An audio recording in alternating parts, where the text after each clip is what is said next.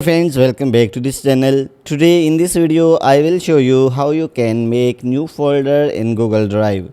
So without wasting time, let's start video. If you find this video is helpful for you, then please give like this video and subscribe our channel.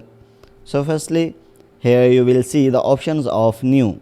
So just click on it, and here you can see new folder option. So click on it, and then you can select the name of folder. For example, I am selecting Photoshop.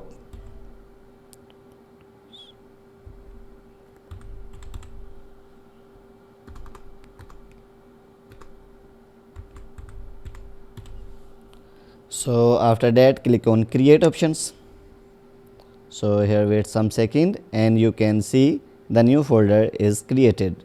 So guys, in this way you can create a new folder in Google Drive.